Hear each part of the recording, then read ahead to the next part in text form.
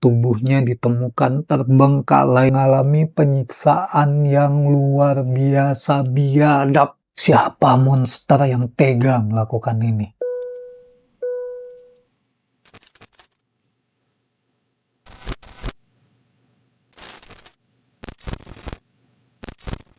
Pernah nggak sih kalian ngerasa kalau di Indonesia ini ada rahasia-rahasia mengerikan yang emang sengaja dikubur dalam-dalam?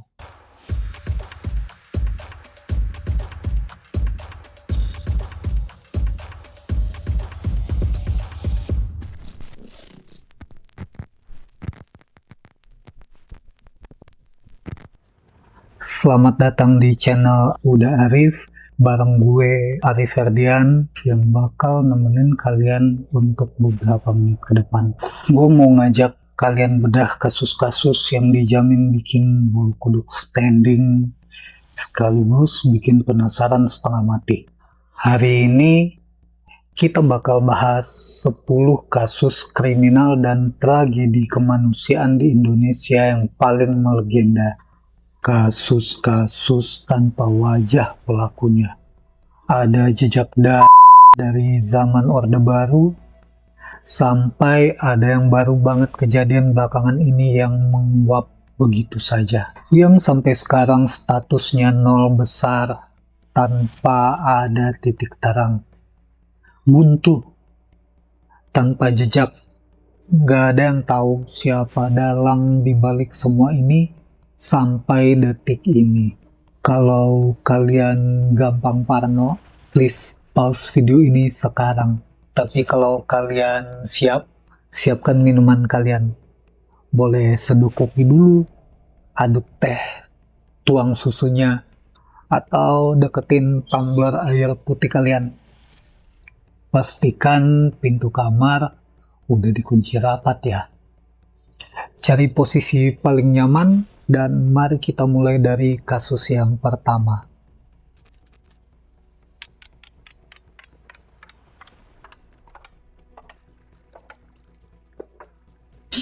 Kasus pertama kita datang dari tempat yang seharusnya jadi zona paling aman buat masa depan anak bangsa, lingkungan kampus. Mundur ke bulan Maret tahun 2015, dunia pendidikan khususnya Universitas Indonesia dibikin heboh luar biasa. Sesosok jenazah laki-laki ditemukan mengambang di ketenangan Danau Kenanga UI. Jenazah itu adalah Aksena Ahad Dori atau akrab dipanggil Aceh, seorang mahasiswa brilian dari Fakultas MIPA jurusan biologi. Awalnya banyak yang ngira ini cuma kasus tenggelam biasa. Tapi ketika jenazahnya dievakuasi, disinilah kejanggalan gila itu dimulai. Aksena ditemukan masih menggendong tas ranselnya. Dan tebak apa isi tas ransel tersebut? Bukan buku tebal atau laptop, melainkan batu bata dan batako yang beratnya mencapai 14 kilogram.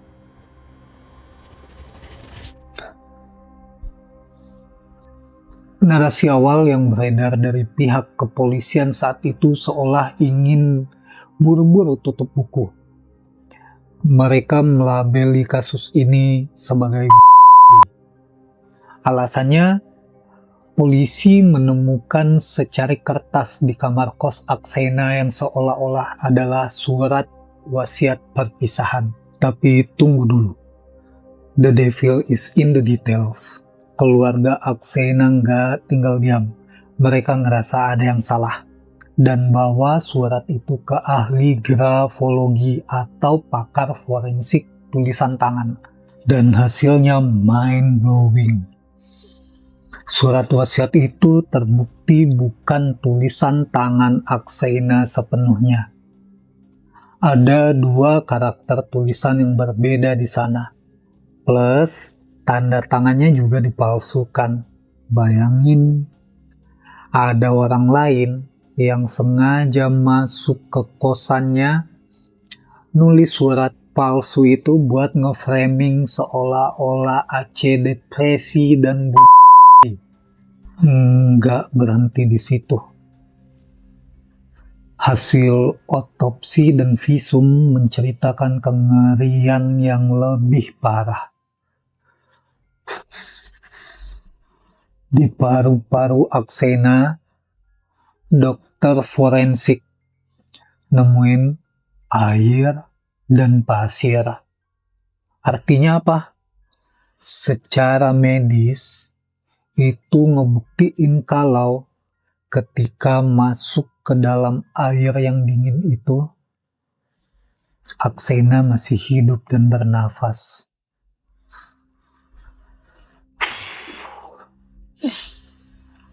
Ditambah lagi di sekujur tubuhnya ditemukan luka lebam benda tumpul dan ujung sepatu bot yang dipakai juga robek parah.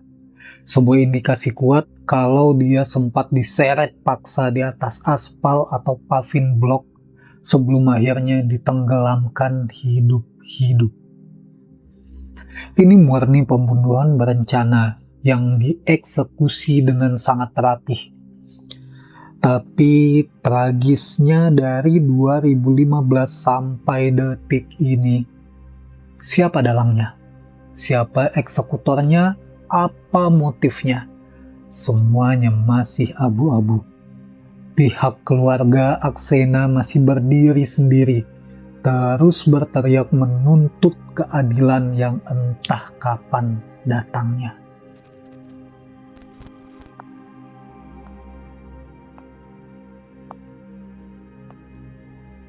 Kalau di kasus Aksena tadi kita ngerasa buntu karena minimnya saksi mata dan bukti di TKP, kasus kedua ini justru sebaliknya.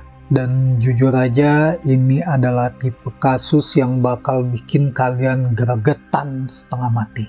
Kita geser ke kota Bogor, tepatnya di bulan Januari tahun 2019. Ini adalah kisah tragis dari Andriana Yubelia Noven, seorang siswi SMK Baranang Siang yang baru berusia 18 tahun. Kejadiannya bukan di tengah malam buta, melainkan sore hari sepulang sekolah.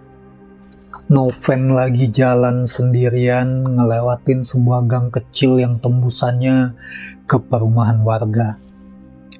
Dan apa yang terjadi di gang tersebut terekam sangat jelas oleh kamera CCTV.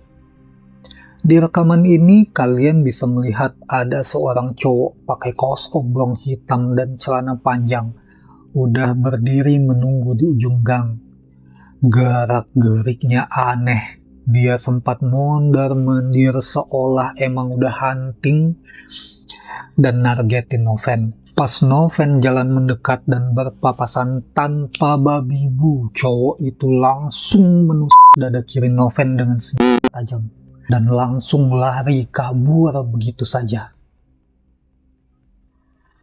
Secara logika, kalau ada rekaman CCTV kasus ini pasti cepat kelar, kan? Harusnya. Wajah pelakunya pasti ada, postur tubuhnya kelihatan, baju jelas, tapi faktanya, sampai video ini dibuat, identitas cowok di CCTV itu masih jadi hantu. Pihak kepolisian sebenarnya nggak tinggal diam. Mereka bahkan mengambil langkah ekstrim, meminta bantuan FBI. Ya, FBI. Mabes Polri mengirim bukti rekaman CCTV itu ke Amerika buat diproses pakai teknologi digital enhancement milik FBI dengan harapan wajah pelaku yang pixelated bisa di-zoom dan diperjelas. Tapi sayangnya realita nggak seindah film CSI. Karena resolusi asli kamera CCTV di gang itu terlalu pecah. Ditambah posisi pelaku yang tertutup bayangan dan penyamaran, teknologi secanggih apapun ternyata nggak bisa narik wajah aslinya, nggak bisa mempertajam dan memperjelas wajah asli pelaku tersebut. Udah puluhan saksi diperiksa, sketsa wajah disebar, tapi pembunuh berdarah dingin ini masih bebas menghirup udara di luar sana. Bener-bener bikin merinding kalau dipikir. Bisa aja orang yang ada di video itu barusan berpapasan nama kita di jalan.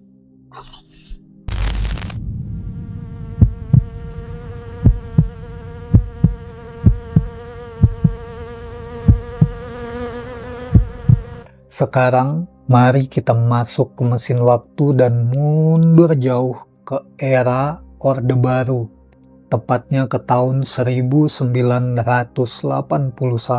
Gue ingetin dari awal, buat kalian yang lagi makan atau gampang mual, mending taruh dulu piringnya. Karena kasus ketiga ini tingkat kesadisannya ada di level yang berbeda. Ini adalah tragedi Setiabudi 13. Bisa dibilang ini adalah blueprint atau salah satu kasus pertama dan yang paling brutal yang pernah tercatat dalam sejarah kriminal Indonesia. Bayangin situasinya. Pagi hari, di pinggir Jalan Jenderal Sudirman, Jakarta yang selalu sibuk, dua orang pemulung lagi ngorek-ngorek sampah dan nemuin dua kardus yang dilakban rapat. Awalnya mereka ngira itu rezeki nomplok. Tapi begitu kardus dibuka, baunya menyengat luar biasa. Dan isinya bukan barang berharga, melainkan potongan yang sudah teriris dengan rapih menjadi 13 bagian. Yang bikin polisi dan dokter forensik zaman itu sampai sakit kepala adalah tingkat kepintaran dan kekejaman pelakunya. Pembunuh ini bukan amatir. Dia tahu betul cara menghilangkan jejak.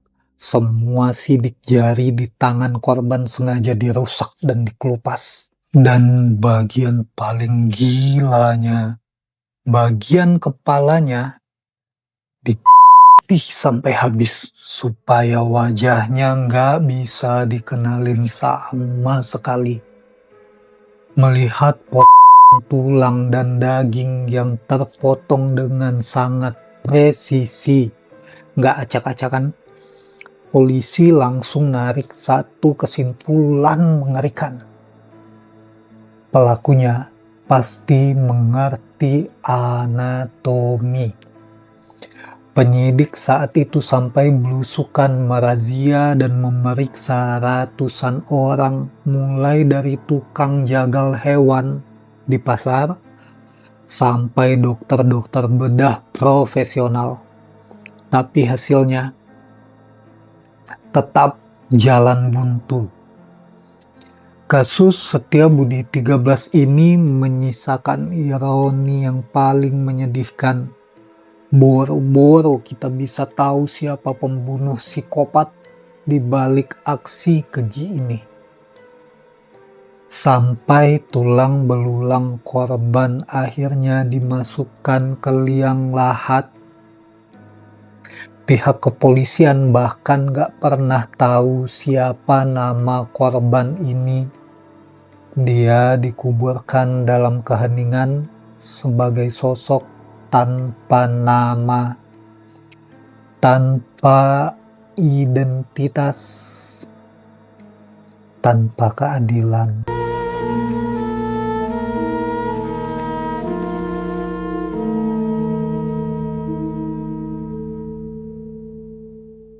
Dari kebrutalan fisik Di kasus Setiabudi, sekarang kita beralih menuju kebrutalan sistem.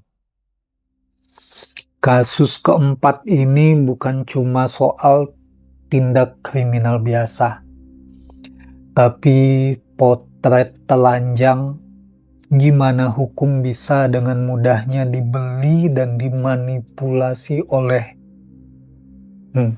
kekuasaan. Kita terbang ke Yogyakarta di tahun 1970. Ada seorang gadis desa berusia 16 tahun bernama Sumarijem, atau yang publik kenal dengan nama Sum Kuning. Dia bukan siapa-siapa, cuma seorang gadis penjual telur ayam biasa yang setiap hari jalan kaki demi nyari recehan rupiah. Suatu sore, hidup Sum dihancurkan. Dia diculik paksa oleh sekelompok pemuda bermobil, yang mana mobil adalah barang super mewah di zaman itu. Sum disekap, dan yang paling biadab, dia diperkosa secara bergiliran di dalam mobil yang terus berjalan memutari jalanan Jogja. Desas-desus langsung menyebar liar. Kenapa? Karena dari ciri-cirinya, para pelaku itu diduga kuat adalah anak pejabat-pejabat tinggi, aparat, dan tokoh VIP di Jogja saat itu. Dan disinilah plot twist paling jahat dalam sejarah hukum kita terjadi. Karena yang dilawan adalah anak dewa, kasus ini langsung kena cover up, alias direkayasa habis-habisan. Bukannya dilindungi, Sum Kuning malah ditekan, diintimidasi, dan dituduh membuat laporan palsu. Polisi saat itu menuduh Sum cuma ngarang cerita, dan bahkan dia dijebloskan ke dalam sel tahanan. Bayangin teman-teman, seorang remaja miskin habis hancur mentalnya, malah dipenjara karena berani speak up melawan penguasa. Gila nggak tuh? Skandal busuk ini akhirnya kecium sampai ke Jakarta dan bikin Kapolri paling legendaris, paling jujur sepanjang sejarah Indonesia, Jenderal Hugeng, turun gunung. Beliau ngebentuk tim khusus buat bongkar rekayasa ini dan mati-matian ngebela Sum Kuning. Tapi apa daya, tembok kekuasaan Orde Baru saat itu terlalu tebal buat ditembus. Kasus ini ditarik paksa dari tangan Hugeng, dan gak lama setelahnya Jenderal Hugeng justru dicopot dari jabatannya sebagai Kapolri. Sum Kuning memang akhirnya dibebaskan oleh pengadilan karena terbukti gak bersalah membuat laporan palsu. Tapi siapa sekawanan pemuda bermobil yang hari itu? Mereka gak pernah tersentuh apalagi diadili. Mereka melenggang bebas mungkin sampai sekarang, menertawakan hukum dari balik kursi kekuasaan mereka.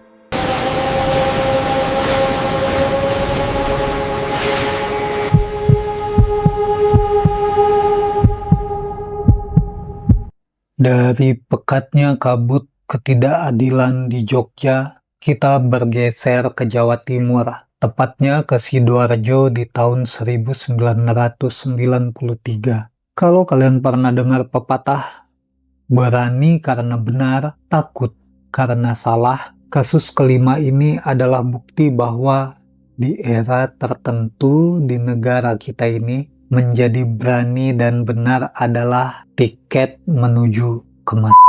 Ini adalah kisah Marsinah. Dia bukan aktivis lulusan sarjana atau politikus hebat.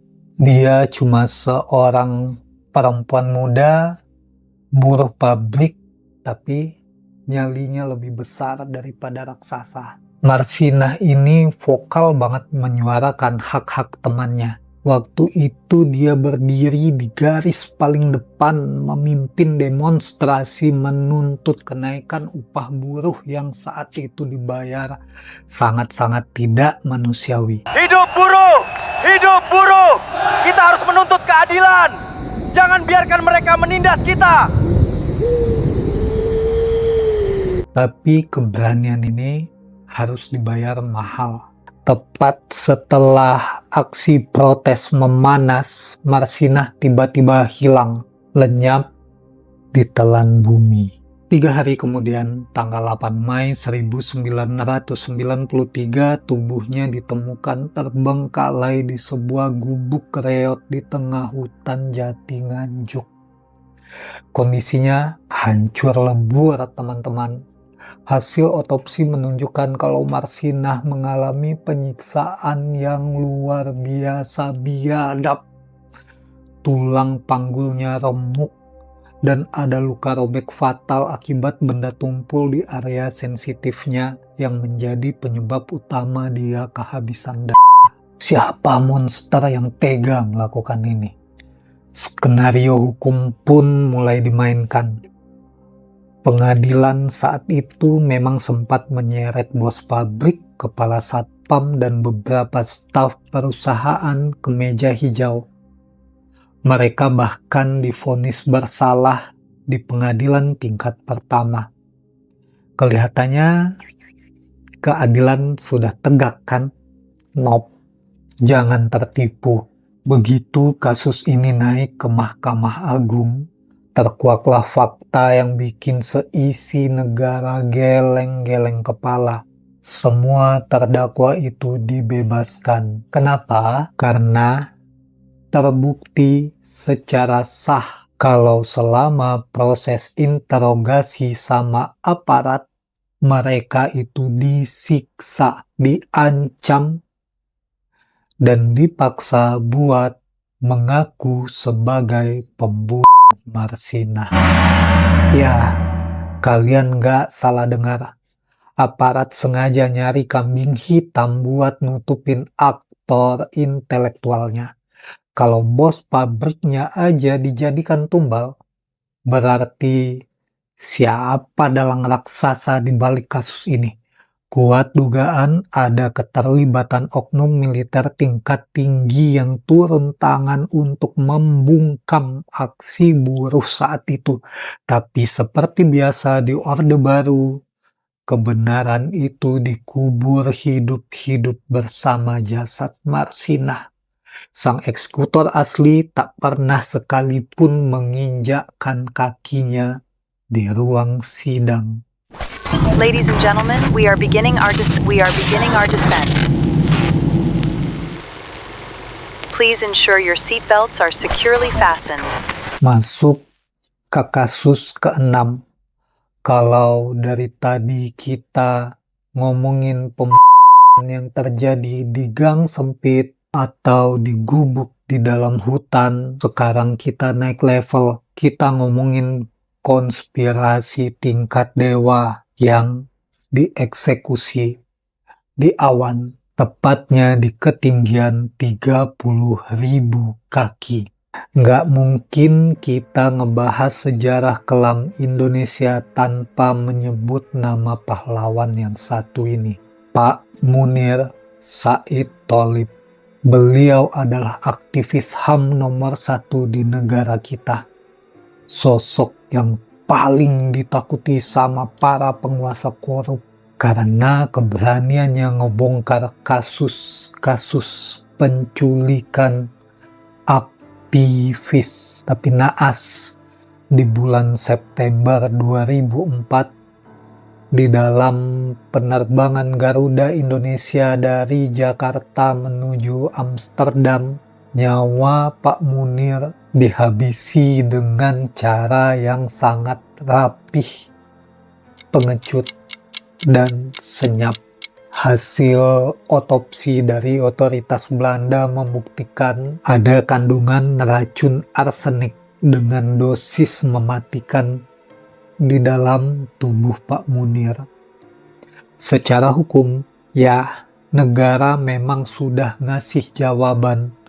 Eksekutor lapangannya yaitu Polikarpus, seorang pilot Garuda Indonesia, sudah divonis dan dipenjara. Tapi coba deh teman-teman pikir pakai logika. Masa iya seorang pilot komersial tiba-tiba bangun tidur dan iseng kepikiran, aha, gua mau ngeracunin aktivis HAM hari ini. Nggak masuk akal. Jelas Polikarpus ini cuma pion, cuma alat operasional. Pertanyaan terbesarnya, siapa yang ngasih perintah? Disinilah aroma busuknya makin menyengat. Berbagai investigasi dari tim pencari fakta TPF Independen udah mencium bau-bau keterlibatan oknum petinggi dari Badan Intelijen Negara atau BIN. Bukti-bukti, catatan telepon dan dokumen penting udah diserahkan ke pemerintah, tapi plot twistnya sungguh bikin darah mendidih. Dokumen hasil investigasi resmi itu tiba-tiba dinyatakan hilang oleh pemerintah. Gila nggak tuh? Dokumen sepenting itu bisa hilang gitu aja dari laci istana, dan gara-gara hilangnya dokumen ini, sang dalang utama, aktor intelektual yang memegang remote control di balik kematian Pak Munir, tidak pernah sekalipun tersentuh meja hijau. Ironisnya lagi, kasus pembunuhan ini sekarang udah dibayang-bayangi masa kadaluarsa hukum. Sang dalang mungkin sekarang lagi duduk santai sambil minum kopi, menikmati hidupnya sambil menertawakan kita semua dari sana.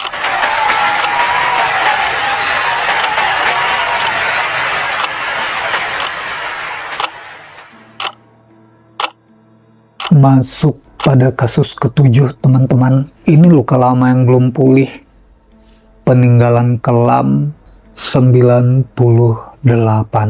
Waktu itu ada puluhan tokoh dan anak muda pembela keadilan yang diculik paksa oleh oknum pasukan elit. Ada yang dipulangkan tapi jiwa dan mentalnya mengalami guncangan hebat. Tapi nahas, ada 13 nama termasuk di dalamnya seniman vokal yang ikonik, Wiji Tukul. 13 nama ini hilang di telan bumi dan tidak dipulangkan ke kediamannya hingga detik ini.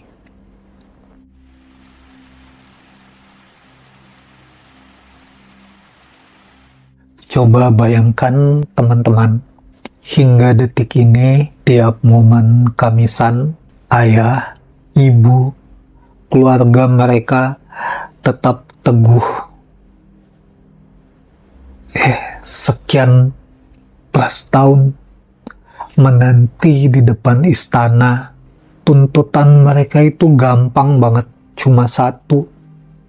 Di mana letak makam anak atau tubuh belahan jiwa mereka. Tapi anehnya tindakan hukum mandek total di meja elit politik. Nggak ada pihak yang punya nyali buat buka mulut mengungkap siapa dalang utama yang ngasih komando final untuk mencabut nyawa tokoh-tokoh ini. Sudah lebih dari 20 tahun mereka berdiri setiap hari Kamis di depan istana tanpa didengarkan, tanpa ada hasil dan kepastian apapun.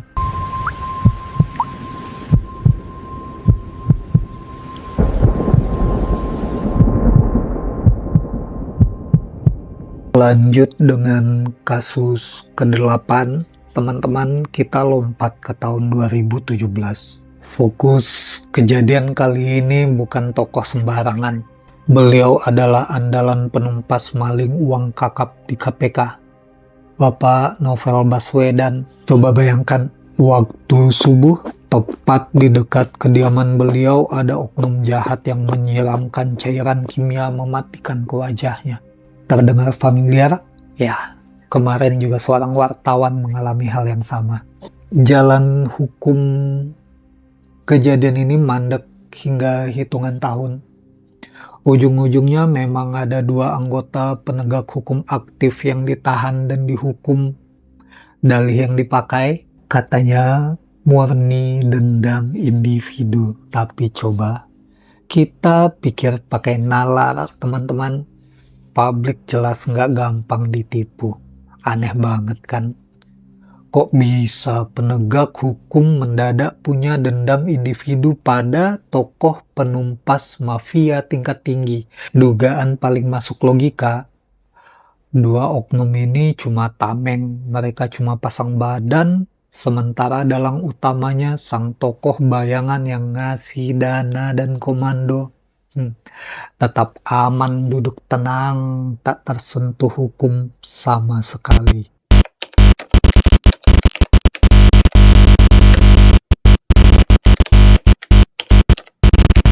Pada kasus ke-9, kita akan ikut merasakan duka di dunia jurnalisme. Ini kisah Udin, pahlawan pena dari Jogja yang wafat di Habibie pada tahun 1996. Nyalinya diakui sangat tebal. Waktu itu Udin giat mengupas tuntas kelicikan pejabat lokal Bantul yang doyannya makan uang rakyat. Sampai di satu malam kelam ada tamu tak diundang mendatangi kediamannya. Tanpa banyak omong, Udin dihantam fatal memakai logam tebal. Beliau tumbang dan wafat setelah koma yang panjang. Nah, yang bikin batin dongkol, penegak hukum waktu itu malah menahan Dwi Sumaji, seorang pengemudi angkutan umum. Dwi dituduh menjadi pelaku pembunuhan hanya dengan dalih cemburu buta. Tapi begitu sampai di meja hijau, faktanya berbalik total. Dwi buka mulut dan ngaku kalau dia cuma dijebak. Dia ditekan habis-habisan buat pasang badan. Mendengar hal itu, hakim pun mutlak melepas Dwi. Lalu Algojo-udin yang asli mana? Siapa? Bebas berkeliaran tanpa dilacak lagi hingga batas waktu penindakan hukumannya tamat begitu saja.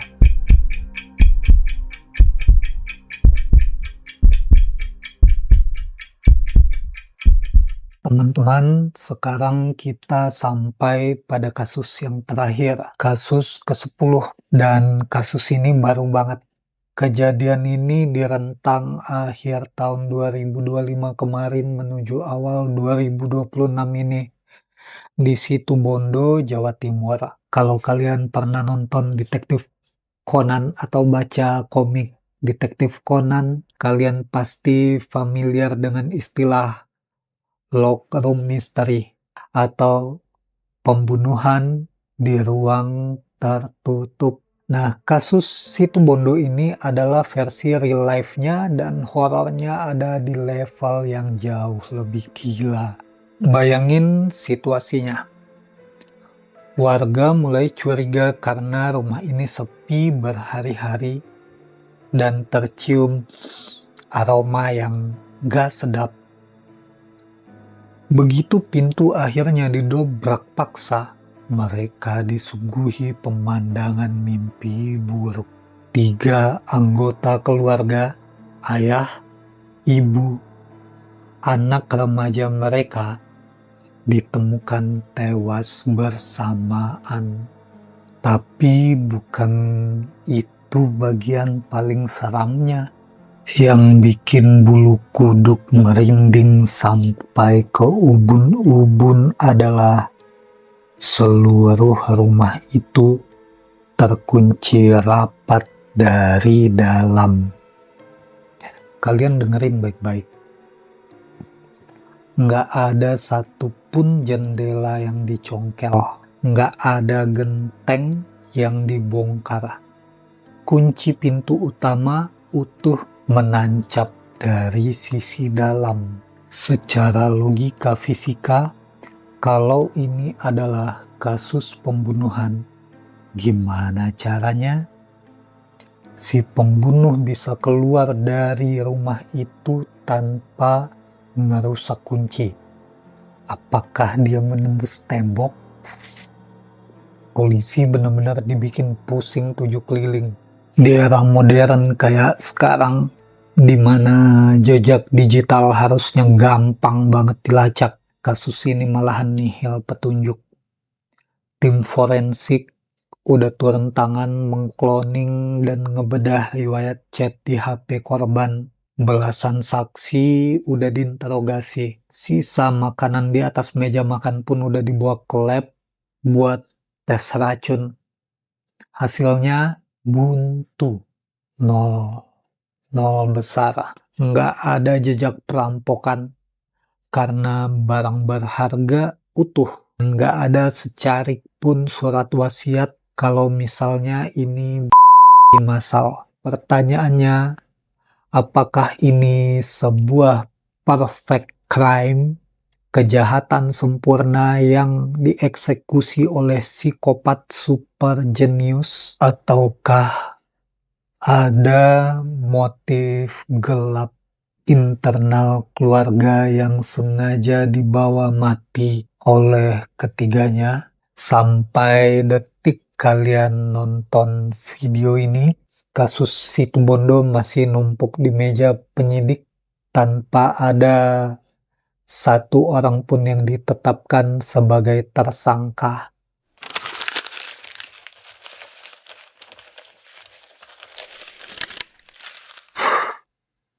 Akhirnya selesai.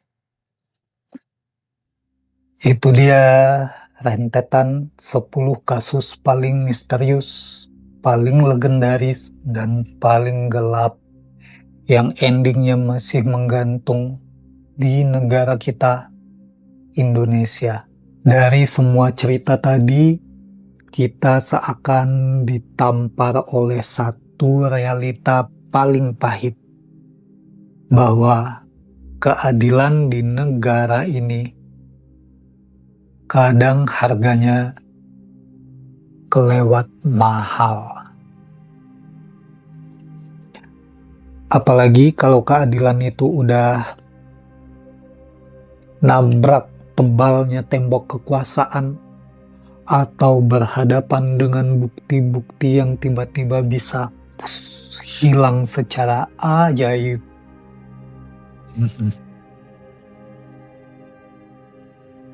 Tapi disinilah peran kita, teman-teman.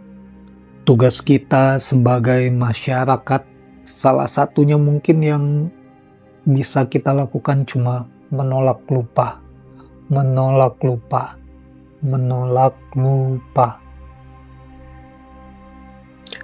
Karena kejahatan yang paling sempurna bukanlah kejahatan tanpa jejak, melainkan tragedi yang pelan-pelan berhasil dilupakan oleh masyarakatnya sendiri. Biar kasus-kasus ini tetap hidup di ingatan kita, karena siapa tahu dari obrolan kita hari ini, besok, lusa, atau tahun depan, mungkin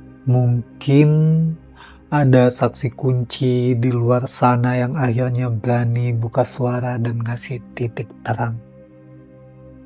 Sekarang gue mau dengar dari kalian, dari 10 kasus yang udah kita bedah tadi, mana yang menurut kalian plotnya paling gila dan bikin overthinking? Atau jangan-jangan kalian punya teori konspirasi sendiri soal siapa dalang dibalik salah satu kasus di atas? Langsung aja turun ke bawah, drop analisis kalian di kolom komentar, dan mari kita diskusi liar di sana. Jangan lupa tekan tombol like, subscribe kalau kalian pengen terus bongkar kasus-kasus mind blowing lainnya. Gue udah Arif, pamit undur diri. Sampai ketemu di episode selanjutnya. Tetap waspada, pastiin pintu rumah kalian udah dikunci rapat-rapat malam ini, dan stay safe everyone.